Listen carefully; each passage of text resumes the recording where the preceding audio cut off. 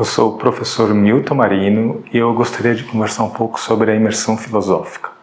Devido à minha formação na área de medicina e meu estudo o tempo todo, não só com relação na filosofia do yoga, mas também no seu efeito dentro do corpo físico, em seus aspectos tanto anatômicos e fisiológicos, eu pude fazer uma agregação, uma combinação extremamente harmoniosa entre ciência e filosofia do yoga, de tal maneira que essa combinação permite gerar um diferencial único a um instrutor que vem estudar durante a imersão filosófica.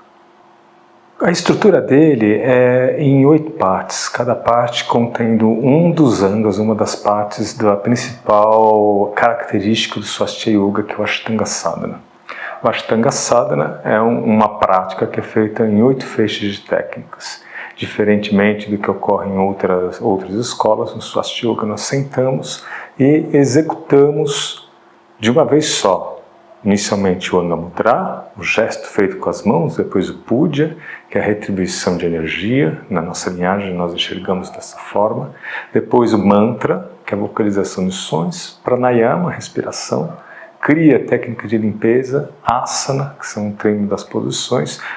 Yoga Nidra e por último Samyama. Então, a imersão filosófica ela foi montada nesses 8 módulos, né? E nesses 8 módulos, o que vai ser abordado? Uma teoria, a teoria daquele anga, daquela parte da aula especificamente, por exemplo no Mudra, etimologia, de onde veio, quando aparece a primeira vez, quais são os textos que falam sobre isso, qual a polaridade associada aos dedos, como os dedos estão associados aos chakras, isso para exemplificar um pouco da teoria que é abordada em cada um dos módulos. E depois nós vamos falar de técnica por técnica.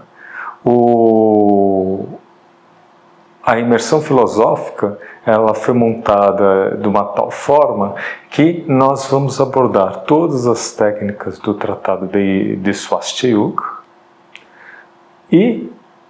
ou o tratado de Yoga, ou também chamado de Swastika Yoga Shastra.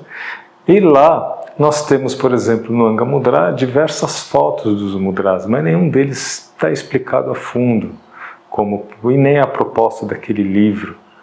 Como, por exemplo, como executar, quais são as variações, qual é o efeito energético, qual é o efeito físico, se tem contraindicação, se não tem contraindicação. Então, na imersão filosófica, nós vamos estudar a teoria daquele anga e logo a seguir cada uma das técnicas presentes no Tratado de Yoga. Ou cada uma das técnicas selecionadas para o acervo do Swastika Yoga. O que isso tem de especial? Dá uma visão ampla, imensa, sobre o Swastika Yoga, sobre as técnicas do yoga como um todo. Dá uma visão gigantesca. Pois você vai aprender como se comporta fisiologicamente, como se comporta energeticamente, quais são as variações, como essa técnica se desenvolveu ao longo do tempo. Por exemplo, pegamos um pranayama, que é o Surya Bheda Pranayama. Esse Surya Bheda Pranayama ele é descrito dentro das yogas e Upanishads de uma determinada maneira. Daí eu faço um acompanhamento do desenvolvimento desse mesmo pranayama ao longo do tempo, de tal forma que quando chega no período contemporâneo, a gente tem elementos acrescentados a esse pranayama que não existiam inicialmente. Tá? Então você acaba aprendendo como isso era feito, quando que técnicas agregadas foram sendo colocadas e finalmente quando que esse pranayama ganhou a característica, o corpo, a forma que nós conhecemos hoje em dia. Outra ideia ou outro acréscimo que esse curso permite ao instrutor e ao praticante avançado é o de entender que cada técnica não é uma fórmula de bolo. cada uma das técnicas, elas podem ser agregadas a outras, criando então um panorama. É como se fosse um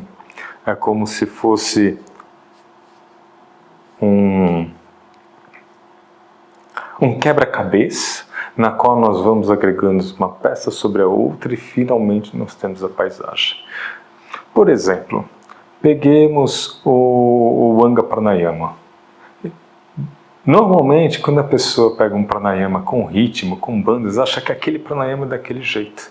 Mas, de fato, o desenvolvimento dos pranayamas se deve à ênfase, à retenção de ar, e no processo de ampliar a retenção de ar com os ritmos, foram surgindo alterações do aparelho respiratório que determinaram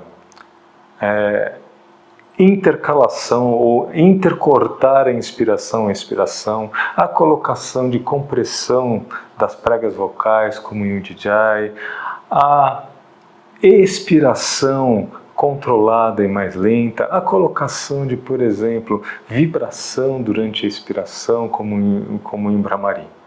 Portanto, todas essas características, a compressão na glote, a colocação da vibração do palato, como em Bhramari, a utilização da respiração alternada, eles são pinduricos, ou seja, eles são técnicas que se acrescentam à técnica principal, à técnica básica, que no caso do pranayama é a respiração completa. Então, em cima da respiração yoga, respiração completa, você vai acrescentando uma série de outras técnicas que vão ampliando o potencial de atuação daquele pranayama.